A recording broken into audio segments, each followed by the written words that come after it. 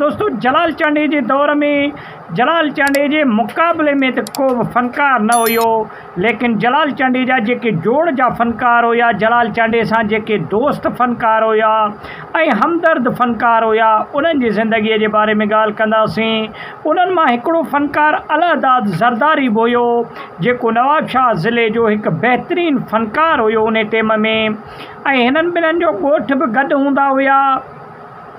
ऐं अलादाद ज़रदारी यकतारी चपड़ीअ जो हिकु भलो फ़नकार हुयो, जिन्हनि खे खोड़ सारनि जेको आहे सो एवॉर्डनि सां बि नवाज़ियो वियो। अलशाबाद एवॉर्ड थियो या ॿिया खोड़ सारा सिंध जा एवॉर्ड थिया, जिन्हनि खां अलादाद ज़रदारी खे नवाज़ियो वियो। दोस्तों अलादाद ज़रदारीअ पंहिंजी शुरूआति रेडियो पाकिस्तान खां स्टार्ट कई। उन खां पोइ मुख़्तलिफ़ जॻहनि ते हुन ॻायो, उर्दूअ में बि ॻायो, बरोचकीअ में बि ॻायो, मुख़्तलिफ़ ज़बाननि में हुन पंहिंजा कलाम रिलीज़ कया। ऐं हिकु पढ़ियल लिखियल मैट्रिक ताईं पढ़ियल लिखियल जेको आहे सो हिकु माण्हू हुयो ऐं सिंध में तमामु हिकु वॾो नालो हुयो अलादाद ज़रदारी। ऐं जलाल चांडियो बि हिकु बहितरीनु यकतारे चपड़ीअ जो फ़नकार हुयो, लेकिन अलादाद ज़रदारीअ जो हिकु पंहिंजो रुबाब हुयो अलादाद ज़रदारीअ जो, ऐं हिकु पंहिंजो फ़नकारीअ जो हुन वटि फ़न हुयो हिकु बहितरीनु, जिन्हनि खे सिंध जी अवाम तमामु घणो प्यार पई करे ऐं उन्हनि खे चाहे पई।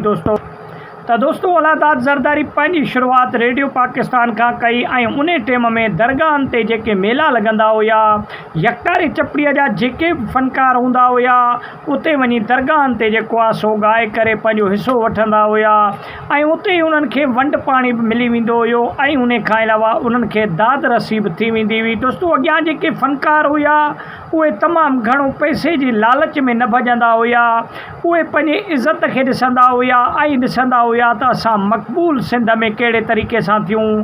त पोइ अहिड़े तरीक़े सां अलादाद ज़रदारी बि हिकु बहितरीनु फ़नकार थी उभरियो ऐं अलादाद ज़रदारीअ पैसे जी लालच न कई ऐं उन टाइम में केस्टनि जो हिकु तमामु घणो उरूज हूंदो हुयो ऐं यकतारे चपड़ीअ जो बि बहितरीनु उरूज हूंदो हुयो। उन टाइम में जलाल चांडियो थियो या ॿिया अहिड़ा खोड़ सारा फ़नकार थिया, जिन्हनि यकतारे चपड़ीअ खे वॼाए करे तमामु घणो सिंध में मक़बूल थिया ऐं थोरे अरसे में तमामु घणा जेको आहे सो मक़बूल थिया। दोस्तों जलाल चांडे सां जंहिं बि फ़नकार जो निस्बत रहियो, उहो फ़नकार पाण ई ऑटोमेटिक जेको आहे सो वायरल थी वियो ऐं उन फ़नकार खे अवाम तमामु घणी मोहबत ॾिनी।